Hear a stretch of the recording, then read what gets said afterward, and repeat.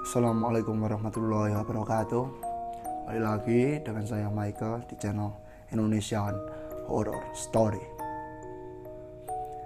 Hari ini saya akan bercerita pengalaman seram yang dialami oleh seorang yang bernama Aryo.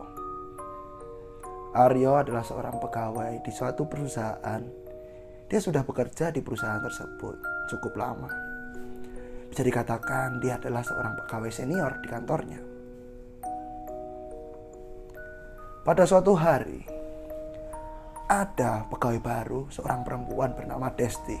Desti ini memiliki paras yang sangat cantik dengan penampilan yang sangat modis, yang membuat Aryo ini lumayan jatuh hati pada si Desti pada pandangan pertama.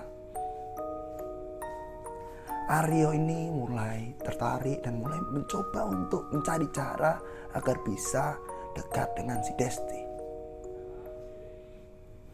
Dia mulai meminta nomor teleponnya. Mulai hari itu, setelah itu dia mulai mencoba untuk chat dengan si Desti setiap hari. Dia sudah mulai dekat. Namun belum pernah untuk keluar bersama si Desti ini berduaan. Hingga pada suatu saat, si Aryo ini dapat undangan nikahan seorang temannya. Undangan itu bertepatan dengan malam minggu. Ia berinisiatif untuk mengajak Desti berangkat ke undangan temannya ini, sekalian setelah itu berjalan-jalan berdua. Dicobalah Aryo mengajak si Desti, dan ternyata Desti pun mengiyakan ajakan si Aryo ini. Hingga akhirnya sampailah hari malam minggu yang sudah ditunggu oleh Aryo ini. Hati Aryo ini sangat berbunga-bunga, bisa pergi dengan wanita yang sangat ia sukai. Sudah lama Aryo ini tidak pacaran. Baru setelah sekian lama itu, baru kali ini ia bisa pergi berduaan dengan seorang wanita. Saat itu pada Sabtu siang hari, ternyata hujannya sangat lebat. Aryo ini mulai resah, hatinya dipenuhi dengan kegelisahan. Dia takut kalau hujannya ini sampai malam hari dia tidak jadi pergi dengan si Desti. Dia terus berharap agar hujan segera mereda saat itu. Namun hujan tidak menunjukkan akan reda saat itu. Akhirnya sudah masuk waktu sore hari di mana Aryo akan menjemput si Desti ini. Hujan sudah mulai mereda perlahan. Aryo segera mengabari si Desti kalau ia akan segera berangkat ke rumah si Desti untuk menjemputnya. Walaupun hujan masih ada, namun cuman rintik-rintik, Aryo ini nekat untuk menerabas hujan tersebut. Rumah Aryo ke rumah Desti ini tidak terlalu jauh. Cukup memakan waktu 15 menit jika mengendarai motor. Aryo segera mengendarai kendaraannya sendirian menuju rumah si Desti ini. Sesampai di daerah rumah si Desti, Aryo ini dibuat terkejut. Di sana ternyata jalanannya cukup rusak parah. Aryo tidak membayangkan Desti tinggal di daerah seperti itu. Karena yang ada di pikiran si Aryo, Desti ini tinggal di daerah perumahan elit. Karena waktu sudah mulai malam, mulai maghrib, jalanan di sana sangat sepi, minim penerangan. Aryo mencari-cari alamat yang diberikan si Desti. Ia mengendarai kendaraannya dengan perlahan, melihat sekitar, takut jika ia kelewatan. Ia terus mengendarai kendaraannya, namun juga belum menemukan alamat yang diberikan si Desti ini. Hingga ia memutuskan untuk berhenti sejenak untuk melihat jalanan sekitar, apakah si Aryo ini berada di daerah yang benar.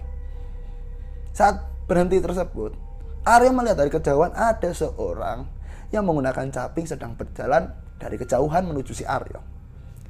Aryo berinisiatif untuk menyamperi atau menghampiri wanita tersebut untuk menanyakan di manakah alamat si Desti ini. Aryo sedang mengendarai lagi laju kendaraannya ini kepada si wanita tersebut. Sesampainya setelah Aryo ini dekat dengan wanita tersebut, ternyata wanita tersebut adalah seorang nenek-nenek tua yang mengenakan pakaian yang bisa dikatakan cukup kuno, menggunakan caping dan membawa 2 plastik hitam di tangan kanan dan di tangan kirinya. Karena melihat sosok tersebut adalah nenek tua, Aryo ini cukup iba. Ia menawarkan untuk menggoncengkan dan mengantarkan nenek tersebut ke tujuan yang hendak ia tuju. Ditanyailah, mau kemana nek? Mau pulang nak, habis belanja. Saya antar aja nek, kata Aryo. Nenek tersebut segera naik ke motor si Aryo dan Aryo menanyakan mau kemana. Nenek tersebut menunjuk rumah yang tidak terlalu jauh. Situ nak, rumah saya di situ. Aryo melanjutkan percakapannya. Dari mana nek? Ini habis belanja, beli minyak sama beras. Kok sendirian? Kok jam segini baru belanja sih nek? Iya, soalnya nenek tinggal sendiri. Lah anak-anak sama cucunya kemana nek? Suaminya kemana? Nenek tersebut menjelaskan, anak saya jahat semua. Tidak ada peduli dengan saya. Mau sakit, mau sehat. Mereka tidak peduli dengan kode keadaan saya. Lalu nenek tersebut melanjutkan percakapannya. Apalagi si Hendy. Dia yang membuat mata nenek seperti ini. Mata nenek buta satu gara-gara anak saya yang bernama Hendy. Dia sangat-sangat kejam kepada nenek, kepada saya.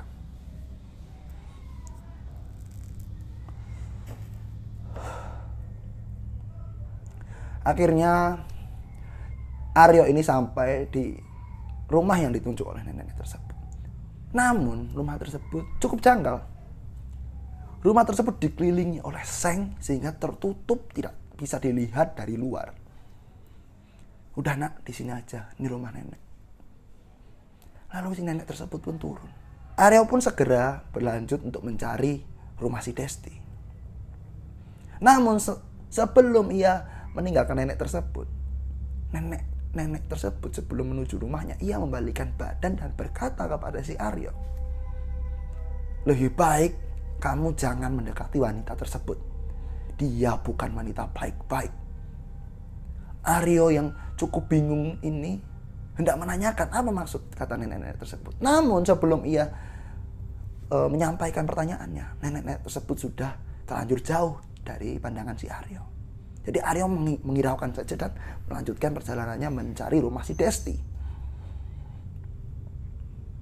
Akhirnya setelah cukup lama mencari, Aryo menemukan rumah si Desti. Sesampainya di sana sudah terlihat Desti menunggu di ruangan depan rumah dengan raut wajah yang cukup sebal. Aryo menyadari kalau ia tadi itu perjalanannya cukup lama karena harus mencari-cari. Ia segera meminta maaf kepada si Desti karena cukup lama dalam menjemput.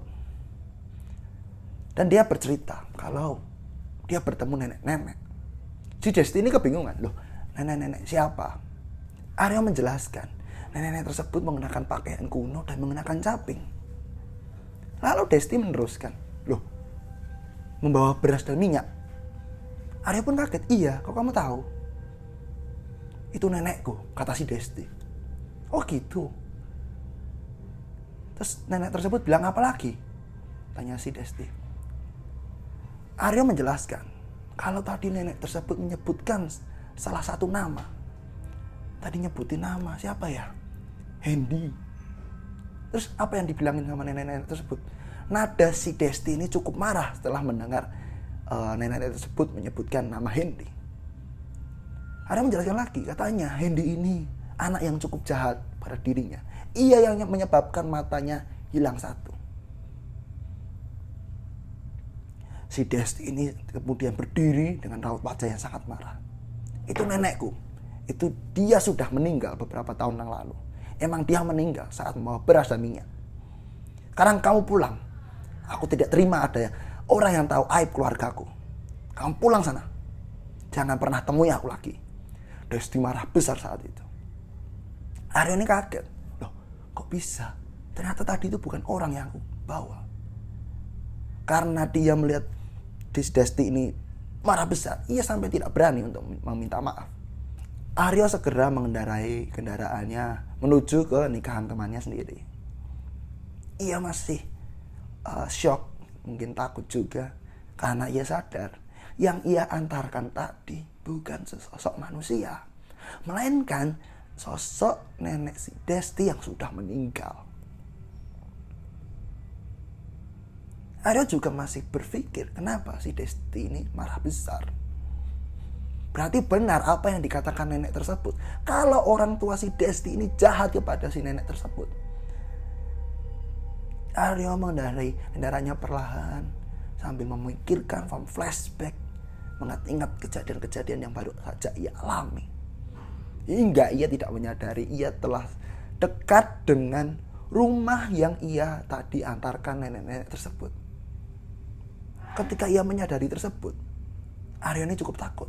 Kalau dia takut kalau sampai ia harus bertemu dengan nenek-nenek itu lagi. Dan benar saja, setelah benar-benar dekat dengan rumah tersebut, Aryo melihat lagi nenek-nenek tersebut berdiri persis di depan rumah sambil menertawai si Aryo dengan tertawa yang cukup seram. Aryo segera melesatkan laju kendaraannya dan begitu cepat meninggalkan daerah rumah si Desti. Kejadian tersebut benar-benar membuat Aryo takut. Ia tidak menyangka ia bisa mengantarkan seorang bisa disebut arwah yang masih gentayangan, ya, masih menyimpan dendam terhadap orang tua si Desti ini. Setelah kejadian itu pun, Desti sudah resign dari perusahaan di mana Aryo kerja. Dia mungkin cukup malu dengan aib keluarganya yang sudah diketahui oleh seseorang, apalagi rekan kerja sekantornya. Dia tidak mau aib ini meluas dan membuat namanya jelek. Itulah cerita dari si Aryo mengenai pengalaman seramnya mengantarkan seorang arwah gentayangan yang menyimpan dendam. Jangan lupa untuk like, comment, dan subscribe channel Indonesian Horror Story. Jika kalian punya cerita atau pengalaman horor, bisa kalian tulis di komen maupun DM Instagram kami, yaitu Indonesian Horror Story. Terima kasih, sampai jumpa di video-video selanjutnya. Assalamualaikum warahmatullahi wabarakatuh.